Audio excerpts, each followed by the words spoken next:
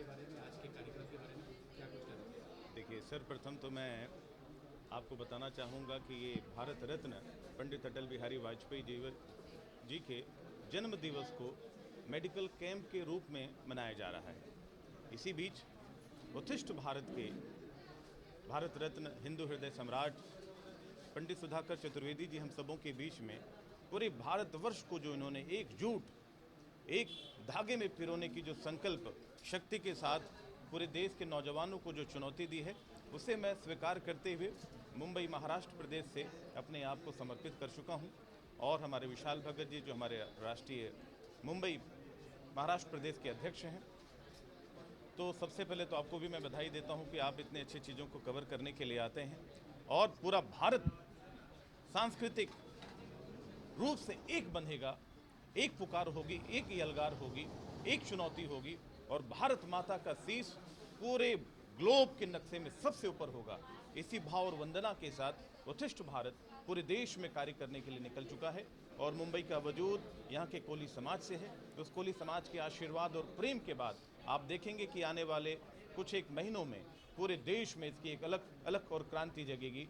जिस तरीके से चंद्रशेखर आज़ाद और स्वामी विवेकानंद ने इस भारत की मिट्टी को पवित्र किया है, उसी तरीके से पंडित चतुर्वेदी जी के माध्यम से पूरे देश में हम उत्कृष्ट भारत करने जा रहे हैं। इसी मर्यादा के साथ बहुत बहुत धन्यवाद।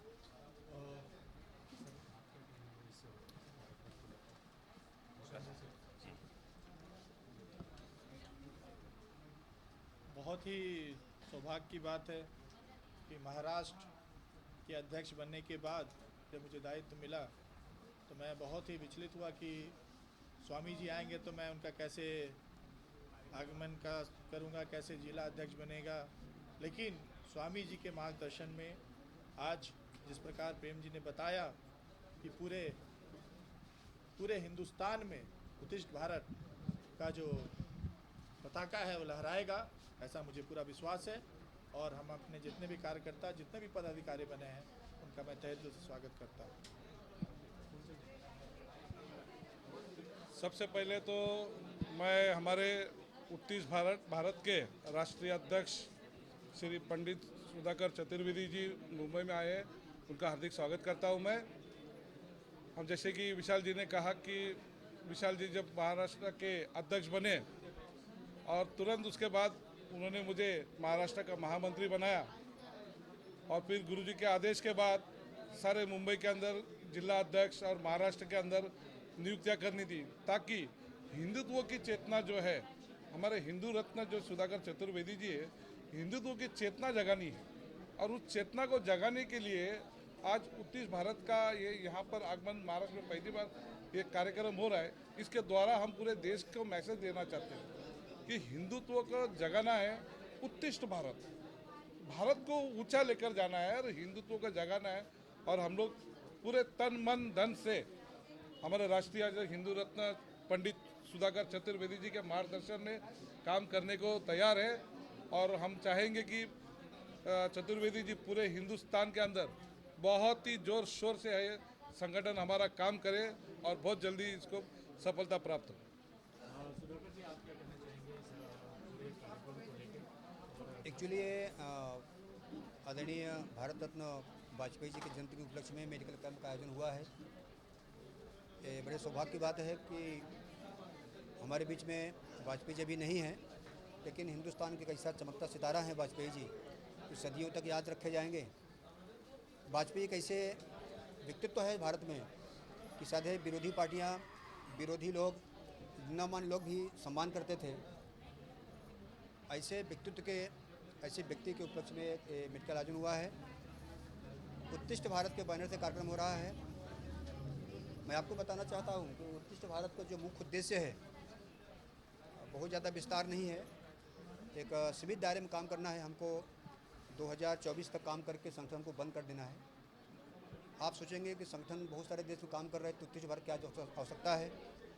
बीएचपी है, आरएसएस है, बीजेपी है, बजरंग दल है, बहुत सारे काम कर रहे हैं, तो नए संगठन क्या आवश्यकता है? ऐसा बहुत बड़ा प्रश्न है। दिल्ली में भी किसी आपके कुछ बंधु हमसे पूछे थे। हमारा मकसद है 1951 का जो हमारा आर्टिकल है, मंदिर कायदा है 1951, सरकार मंदिरों का पैसा, मंदिरों की संपत्ति अधिग्रहण करती है। सरकार अभी मंदिरों को मुक्त करे, हमारी सरकार से पहली मांग है, हमारी पहली लड़ाई है। हमारा मंदिरों का धन सरकार जाता है, सरकार क्या करती है हमारे पास हिसाब नहीं है, उसका हिसाब आज हिंदू समाज मांग रहा है। आप बाकी धर्मों के बारे में कुछ भी करें, हमको लेना नहीं है, लेकिन जो बहुसंख्य है इस देश में, 100 करोड़ की आबादी है, हमारे लाखों हजारों जो मंदिर हैं, उसका जो प्रॉपर्टी है, जो संपत्ति है, जो चढ़ावा है, और सरकारी खजाने में जाता है, तो आज हिंदू समाज उसका आपको मतलब हिसाब मांग रहा है। तो मंदिर मुक्त करें। दूसरा है आर्टिकल 30A, उसमें शिक्षा का अधिकार जो है, हमारी गुरुकुल परंपरा बंद है। आर्टिकल 30A अगर सुधार हो जाता है तो हमारी गुरुकुल परंपरा शुरू हो जाएगी। हम शस्त्र और शास्त्र दोनों की समुचित व्यवस्था कर सकते हैं समाज में। तीसरी हमारी मांग है भारत राष्ट्रीय स्तर पर गोहत्या बंद हो। गोहत्या के लिए बहुत सारे साधु महात्मा संत समाज या बड़े बड़े योद्धाओं ने बलिदान दिया है। अभी मानते हैं चलो कांग्रेस नहीं है, अभी भारतीय जनता पार्टी सरकार है, हिंदू वाली सरकार है, बिल लाए और पार्लियामेंट में गोहत्या पर राष्ट्रीय स्तर पर बंदी लाए और गाय को राष्ट्रीय रत्न घोषित करे। ये हमारी 3 मांगे हैं। इसके अलावा उत्तर भारत कुछ भी कार्य नहीं है। स्थानीय लेवल पर हम छोटा मोटा कार्यक्रम करते रहेंगे, लेकिन हमारी 3 मांगे हैं, इसके लिए हम देश भर में आंदोलन कर रहे हैं और सरकार से हमारी यही मांग है। Thank you sir.